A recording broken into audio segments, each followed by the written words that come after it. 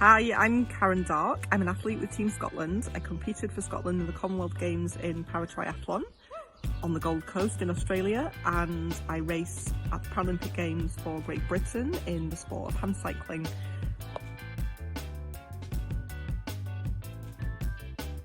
So I'm paralysed from the chest down. I had a rock climbing accident when I was 21, which means that I can't walk at all. I don't have any movement or sensation below my chest.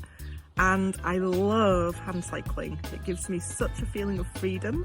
I started doing it just the year after I became paralysed and using a wheelchair to get around in, and I've just got more and more passionate about it ever since. So to get to race a hand bike and do sport for my country is like a dream come true. It's a dream career. So I've been hand cycling for about 25 years or something, ever since I was paralysed, so a long time now.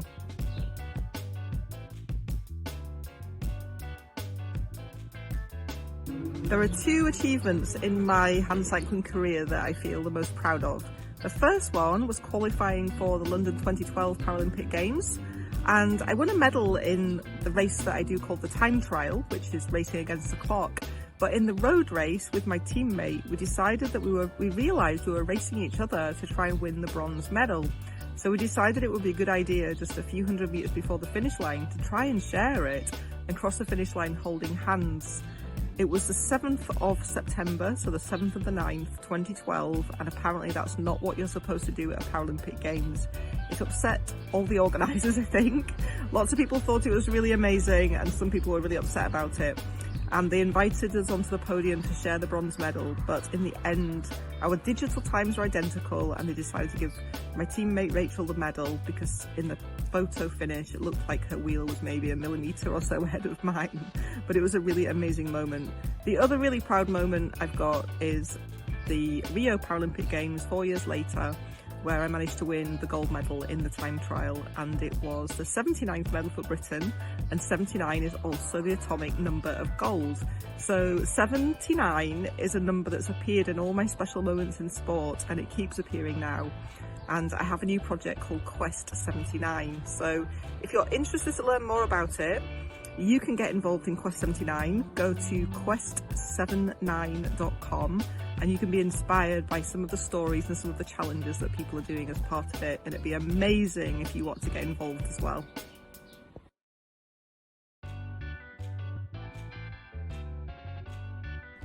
There's not really any such thing as a typical day training for me. Every day is a little bit different, but of course it typically involves getting on my bike in the morning and doing whatever training session I have to do that day.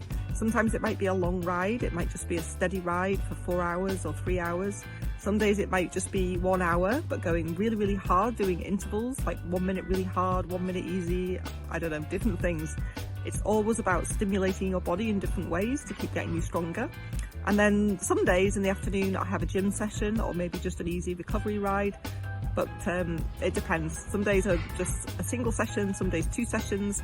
I try to eat healthily, get lots of protein, lots of fruit and vegetables, and to eat at the right time after training. That kind of hour or so after training is a perfect time to put the nutrition back into your body so you can help it recover.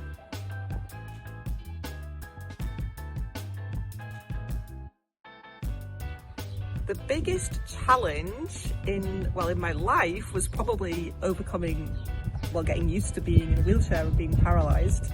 But the biggest challenge in my sport, in some ways the biggest challenge is just every day, keeping doing what you need to do and enjoying that process and getting out of bed and putting in the hard work day in, day out for years on end. But probably the very biggest challenge of all is one that I'm facing right now. I was dropped from the British cycling team in the last time there was a World Championships just before COVID, and it's my dream to do one last Paralympic Games in Tokyo.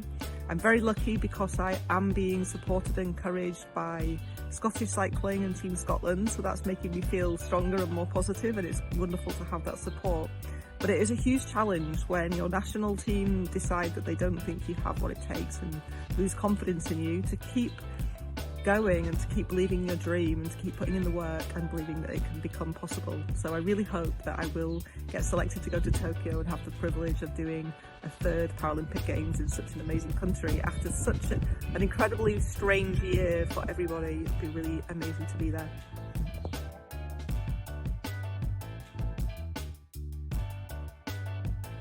My goals for the future are to become the world champion in hand cycling in my category in this year, in 2021. The World Championships is in Portugal in June, and if I manage to become world champion, then I will be able to be selected to go to the Tokyo Paralympic Games, which is my big dream. And I'm calling it Project Rainbow because when you win a World Championships in cycling, you win a jersey with a rainbow on it. And even though I'm Paralympic champion from the last Paralympic Games, I've never been a world champion. So I'd love to do that, enjoy one last Paralympic Games, and then decide how I'm going to re-engage with sport and do it for fun and lifestyle and do it with friends and have a really different experience of it.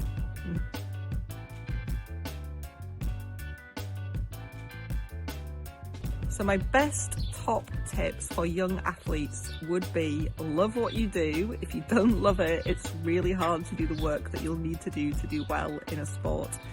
Decide what it is that you want from your sport. Is it for fun? Is it for enjoyment? Or would you like to set yourself a big target and try and become really good at it? But decide what's right for you. There's no right or wrong. If you decide you're going for it and you'd like to try and represent your country or do something quite high in sport, then just remember to keep believing in your dream, to work really, really hard, because nobody wins without hard work. And that the best thing about the whole thing is the process.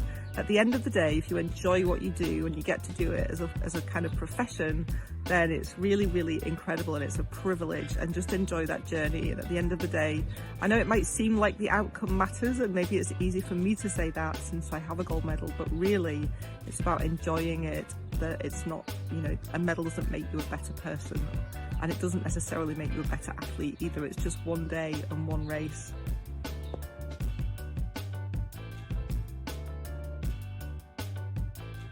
So I've been asked to set you a mini challenge. I've been thinking about this because it's not that easy, given that a hand cycle isn't very easy to find and they're very expensive pieces of equipment. But I'm going to suggest that you try something to get a little mini experience of what it's like. So what I would suggest is that you lie down on the floor and first of all, try and get up from the floor without using your stomach muscles at all. So you have to pretend that you can't move anything below your chest, which is what it's like for me and a lot of wheelchair athletes. So see if you can get off the ground without using your legs or your stomach muscles, and it might be quite interesting. All you need to do is get from lying to sitting, not to standing up, just lying to sitting. See if you can do it without any legs or stomach muscles. And when you've done that, lie back down and then just pedal like crazy with your arms in the air, and you'll get a little bit of a feeling of what it's like to go hand cycling. Have fun! So that's it from me, but thank you for listening to my stories about sport, about well, I didn't tell you much about para-triathlon, but hand cycling especially. And just remember to, if you like sport, it's really good for you, not just your physical body, but for your mind as well. My sport is it's my best friend. It keeps me sane, it makes me relax, it stops me getting stressed, and I have a lot of fun being outside in nature. So go outside, whether it's for fun or competition, and just enjoy what you do.